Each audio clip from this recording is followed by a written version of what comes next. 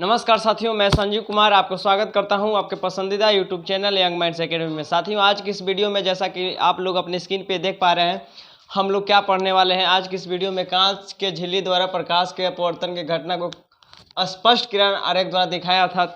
यह जो क्वेश्चन आप अपनी स्क्रीन पे देख पा रहे हैं, यह बोर्ड का फेवरेट क्वेश्चन है और इस क्वेश्चन को 2 मार्क्स में बार बार पूछ रहा है। तो चलिए डिस्कस करते हैं। तो अगर आप पहली बार इस यूट्यूब चैनल पे आए हैं तो आपसे रिक्वेस्ट है कि पहले चैनल को सब्सक्राइब कर लीजिए और बेल आइकन को ऑन कर लीजिए और वीडियो को लास्ट तक देखिए। अगर आपको वीडियो अच्छा लगे तभी वीडियो को लाइक कीजिए, वरना वीडियो को लाइक मत कीजिएगा। तो चलिए बिना देर किए हुए आज की इस वीडियो को स्टार्ट करते हैं और बात करते हैं इसके बारे में। तो जैसा कि यहाँ पे लिखा हुआ है कि कांच का प्रकाश का अपवर्तन की घटना को स्पष्ट किरण आरेख द्वारा दिखाएं। कांच के सिल्ली में हम लोग को प्रकाश के अपवर्तन की घटना को दिखाना है। तो सबसे पहले हम लोग यहाँ पे एक कांच के सिल्ली ले लेते हैं।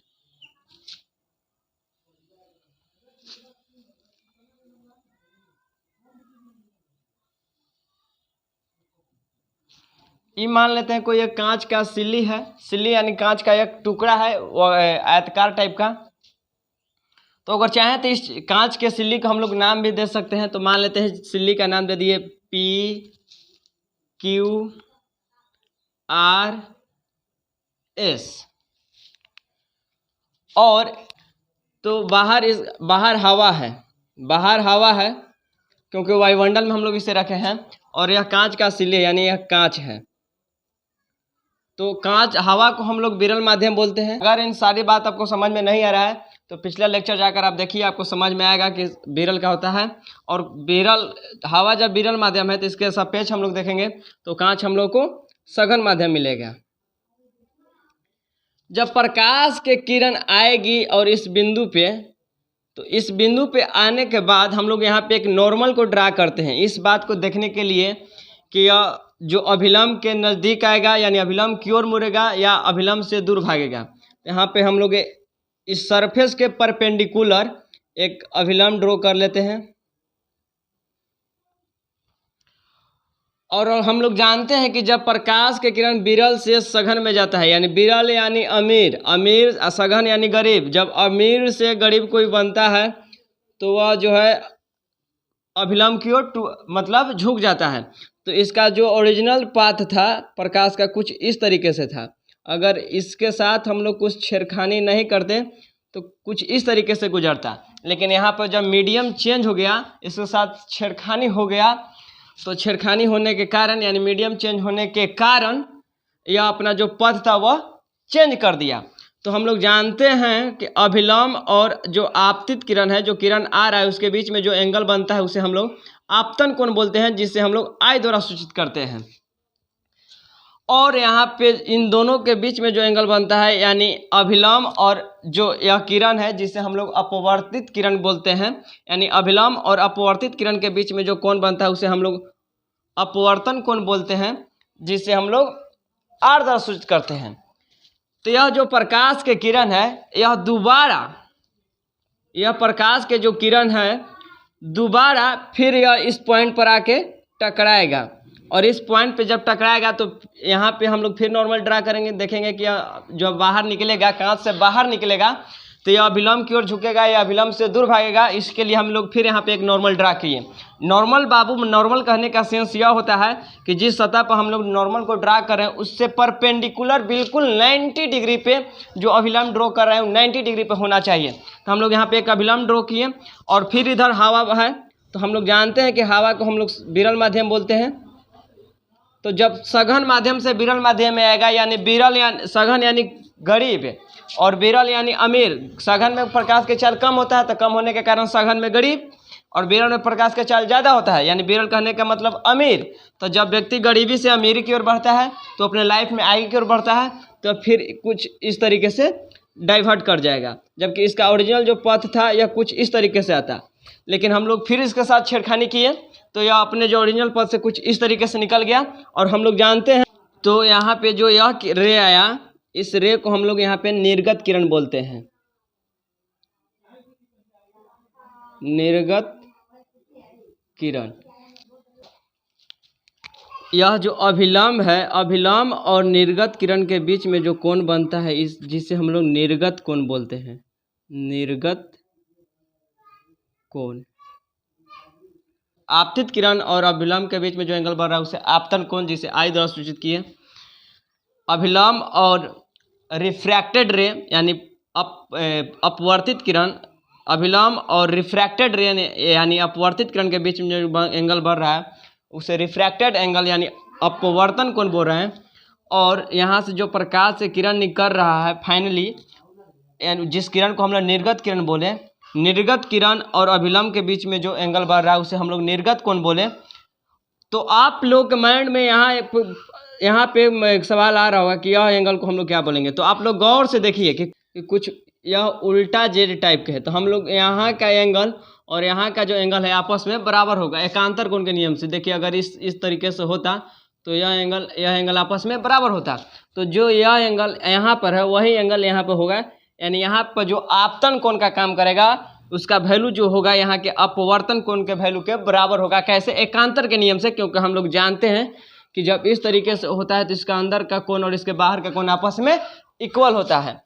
तो यहाँ आप चाहें तो टोटल का नाम दे सकते हैं कि जो इस पॉइंट है इस पॉइंट को हम लोग ओ बोल देते हैं। आपका इच्छा, आप नाम किसी तरीके से दे सकते हैं। इस पॉइंट का नाम आपको जो मन करे वो दीजिए, A B C D A कुछ भी। तो इस पॉइंट को हम लोग ओ नाम दे देते हैं, इस किरण को हम लोग ए नाम दे देते हैं, इसको हम लोग एन डैश दे देते हैं। इस पॉइंट को हम लोग मान लेते हैं, इस पॉइंट को हम लोग बी दे देते हैं नेम, इसको हम लोग N1 N2 दे देते हैं, कुछ भी दे सकते हैं। और इस रे को हम लोग मान लेते हैं सी दे देते हैं। फाइनली मैं उम्मीद करता हूँ कि आपको कांच के झिल्ली से अपवर्तन की घटना आपको समझ में आया होगा।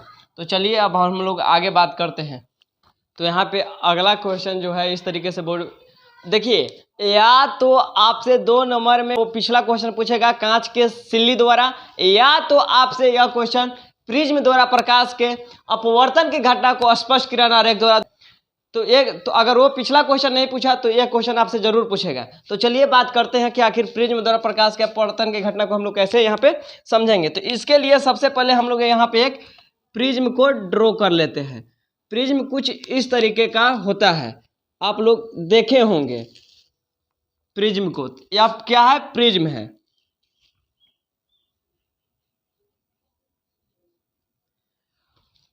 इस प्रिज्म का नाम चाहे तो आप कुछ भी दे सकते हैं। आप नेमिंग पे आप मत जाइएगा, आपका जो इच्छा करे, आपको नेमिंग याद करने की कोई ज़रूरत नहीं है। आप बोर्ड में बैठे, आपसे क्वेश्चन नहीं आ गया तो आप नेम वहाँ पर थोड़ा याद है, आपका जो मन किया आप नेम दे दीजिए। मन किया कि ए बी सी रखते हैं तो ए बी सी रखिए, डी ई एफ रखना है डी ई एफ रखिए, नेमिंग में कुछ नहीं रखा है, ठीक है। तो यहाँ पे जब प्रकाश की किरण आएगी और इस बिंदु पर आकर टकराएगी, हम लोग एक नॉर्मल ड्रा करते हैं।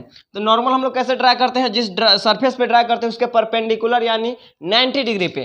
तो यहाँ पे जो हम लोग एंगल जो मिलेगा कुछ इस तरीके से मिलेगा।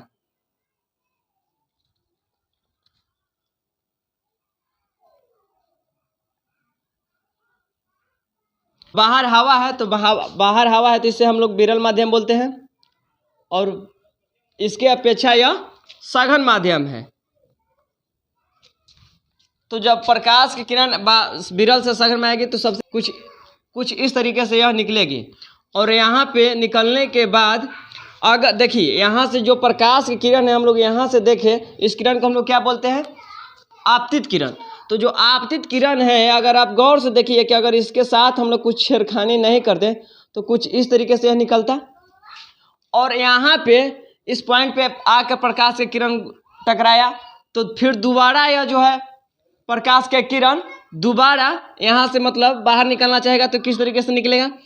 अंदर है सघन माध्यम और बाहर है विरल माध्यम यानी हवा है। तो हम लोग जानते हैं कि जब प्रकाश किरण सघन से विरल में जाता है तो वह विलंब से दूर भागता है। तो कुछ इस तरीके से प्रकाश की किरण निकल गया, जो किरण निकलता है उसे हम लोग क्या बोलते हैं?